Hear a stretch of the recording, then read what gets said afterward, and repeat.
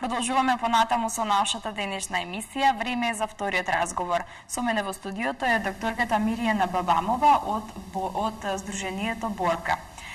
Господја Миријана, добро ни дојдовте ова утро. Драго нешто повторно сте гости кај нас и еве ќе имаме можност и прилика да ги запознаеме нашите гледачи за она што работите вие, односно последните активности кои што ви беа. Тоа беше нели тракалезната маса која се одржа за меланомот, рак на кожата.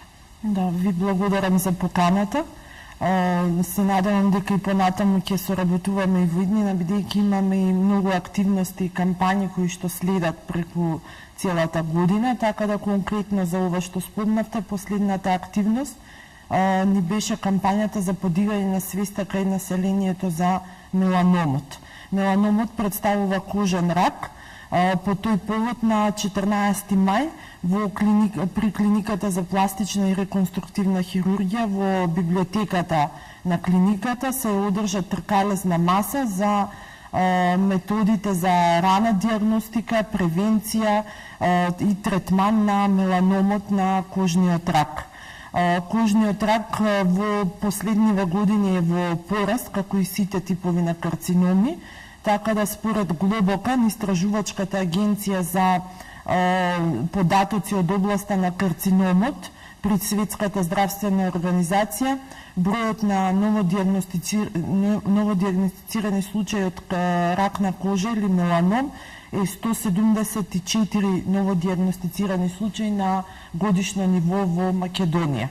И од тој број некаде околу 80 до 82 случаи завршуваат со фатален исход. Значи, ракот на кожа, посебно во последнава деценија, е во константен подем, веројатно поради негативното дејство на ултравиолетовите зрачења, кои што представува еден од ризик факторите за настанување на овој тип на кожниот рак. Имаме податоци дека секоја година меланомот, бројот на новодиагностицирани случаи со меланом се зголемува за околу 10 дури и повеќе проценти. Така, а кои се ризик факторите за настанување на меланомот?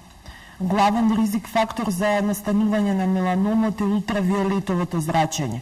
Ултравиолетовото зрачење делува мощно негативно на целокупната на кожата и индиректно, па можеме да кажеме и директно, еден од причинителите за настанување на кожниот рак на меланомот. Ултравиолетовото зрачење кое што доаѓа од сончевите зраци, а исто така и ултравиолетовото зрачење кое што се продуцира при вештачкото сончење, тоа е со употреба на солариумите. Значи, ризик факторите се доколку пациентот, лицето има бемки кои што се поголем број на бемки или ново настанети бемки, кои што се прошируваат, кои што ја менуваат формата, кои што ја менуваат бојата, менуваат неколку нијанси на црна, на неколку нијанси на кафејава. Значи, тоа апсолутно не значи дека доколку човекот кај себе има, на него има бемки кои што стојат во нормална форма, позиција, без промена на боја и слично, дека е ризик фактор за појава на меланом. Меѓутоа, секоја промена која што тја примети, која што претходно не се манифестирала кај него, треба да се јави кај својот матичен лекар, а матичниот лекар потоа ќе го упати кај специјалистот дерматовенеролог за понатамошни исследувања доколку е потребно. Исто така луѓето кои што имаат светли очи, светол тен, исто се поизложени за, условно, имаат поголем ризик за појава на меланом, луѓе кои што имаат фамилиарна историја на појава на меланом, кај пациенти кои што претходно бил диагностициран меланомот, условно имаат повеќе шанси да заболат од оваа болест, претерано изложување на сонце, посебно изгореници од сонце, посебно во детската возраст, така да тоа се некои од ризик факторите. Така. А како да се препознае меланомот? Па меланомот може да се препознае, најчесто луѓето го препознаваат при само преглед на своите, пак ќе напоменам, бемки. Значи, многу е битен моментот да се апелира до граѓаните за подигање на свеста за вршење на почести редовни само прегледи. Значи, еднаш месечно може да се провери дали човекот, пациентот има бемки кои што ја промениле својата форма, ја промениле својата боја. Значи, самата бемка околу неа се појавило неколку 1 до 2 до 3 нијанси промена на црна или кафејава боја, се појавило црвенило околу бемката, се појавило крварење, потоа може да се појават крусти, може да се појават неколку нови сателитски бемки во близина на самата бемка. Значи, се тоа, пак ќе кажам, условно асоцира да човекот се јави кај својот матичен лекар и потоа да се обрата матичниот лекар да, доколку е потребно, да го упати на специјалист дерматовенеролог. Значи, сите овие симптоми што ги кажав до сега апсолутно не значи дека кај пациентот има појава на меланом, туку за секој случај може да се обратат кај во соодветните здравствени институции. Така. Кои се начините за лекување на меланомот? Меланомот или кожниот рак во зависност од во кој стадиум се појавува, има повеќе методи за третман на оваа болест. Значи, во принцип, во првиот, па можам да кажам и во вториот стадиум, во 90 и повеќе % на случаеви меланомот може комплетно да се излечи. Значи, еден од методите за лекување на меланомот е хируршкото отстранување. Значи, тоа се извршува обично кај нас на клиниката за пластична и реконструктивна хирургија со локална анестезија.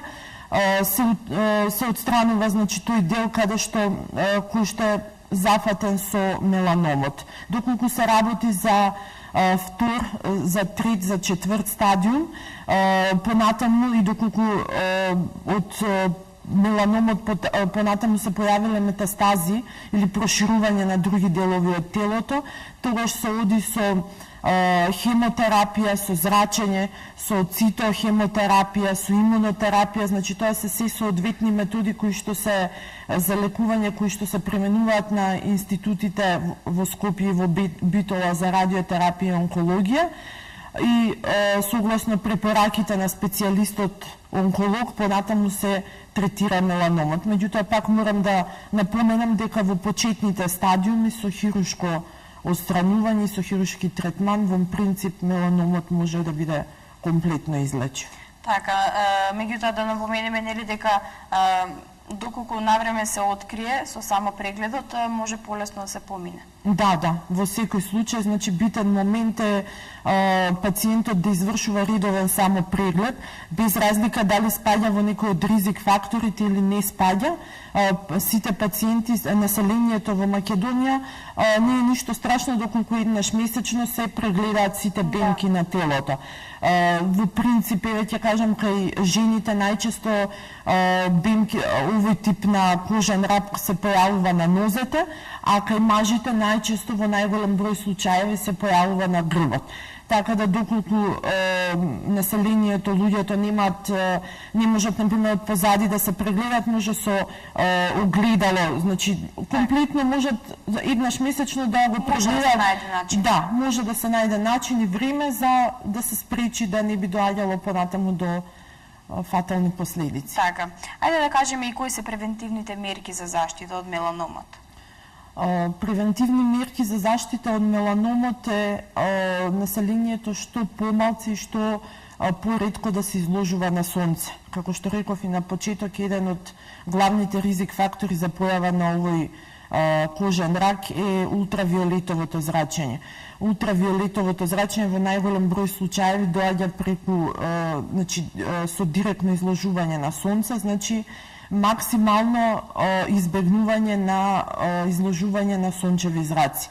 Во периодот од 11 до 17 часот, посебно во летните периоди која се екстремно високи температурите, забрането е да се изложуваме на сонце или доколку се е морално да се изложиме, тогаш да се користи памучна облека, значи да сме покриени со памучна облека, со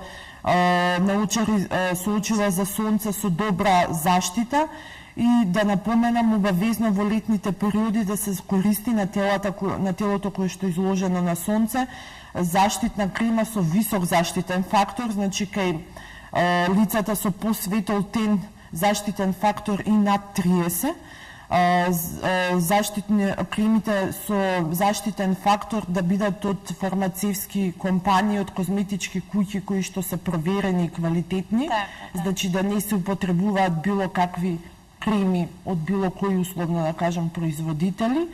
И исто така битен момент значи за превентива и исто контролирање и само преглед на бемките. Исто би сакала да напоменам луѓето кои што користат соларин, исто така се со поголем ризик изложени за појава на меланом, затоа што при зраците кои што настануваат при вештачкото сончење со солариум се за 10 до 15 пати со појак интензитет, значи ултравиолетовите зраци, за разлика од зраците кои што се од сонцето. Така да апсолутно нема потреба луѓето вештачки да се сончат на природен начин. Значи јас си би кажала дека белиот тен е во секој случај поаристократски отколку потемниот тен. Да. Така. Докторке, ајде сега малку да проговориме и за она кое што ќе се случува на 8 јуни. Значи на 8 јуни по пети пат ќе се одржи розевата прошетка именувана Напред розово 2013 чекори против ракот на дојка. Она што е нели деновиве актуелно. Да, па и вчера завршивме со снимањето на видеоспотот за розевата прошетка, значи по пети пат традиционално во Скопје ќе се одржи кампањата за борба против рак на дојка. Напред розово 2013 чекори против ракот на дојка. Оваа кампања ја организираме во соработка со Сдруженијето Интегритет Алфа и Омега, со поддршка од амбасадата на САД во Република Македонија, и за прв пат оваа година добивме поддршка и од Центарот за институционален развој Цивика Мобилитас. Така да, како и секоја година, и оваа година ќе се собереме сите на плоштадот Македонија, значи поканети се сите, бидејќи оваа прошетка се одржува и на национално ниво, значи сите од Македонија кои што сакаат да дојдат на 8 јуни во 18 часот на плоштадот Македонија, чекориме против ракот на дојка. Ние имаме организиран превоз и од повеќе градови во Македонија, тоа ќе биде објавено на нашата интернет страна, на Facebook профилот и на Twitter профилот, па кој е заинтересиран слободно може да дојде и да не се придружи. Така, верувам дека ќе ви биде успешна акцијата. Пред крајот на разговорот, дали имаме уште нешто да додадеме, нешто што не спомнавме во врска со ова? Па јас би сакала да им посочам на целото население и сите што не гледаат на овој медиум, доколку се заинтересирани за било каков тип и вид на информација од област на рана превенција, диагностика и терапија, слободно може да се јават во нашето здружение. Имаме бесплатна SOS телефонска линија, која што функционира веќе 6 години. Оваа SOS линија е за помош и поддршка на заболените од карцином, нивните пријатели и семејства, и за сите граѓани кои се заинтересирани да дознаат нешто повеќе за превентивните методи за лекување на сите типови на карциноми и се што ги интересира околу условно да речеме оваа глобална денешна епидемија. Значи бројот е 0800 55 777 или може да не добијат на фиксната телефонска линија 3224 636. Може и да отворат нашата интернет страница www.borka.org.mk и да не најдат и на нашата Facebook фан страна. Така. Докторке, јас мислам дека доволно кажавме, ги запознавме гледачите со оно што требаше. Ви благодарам за денешното гостување и ви посакувам успех во работата и успешна кампања. Ви благодарам и на вас. Ние одиме понатаму, следува кратка пауза, па потоа се враќаме повторно во студиото.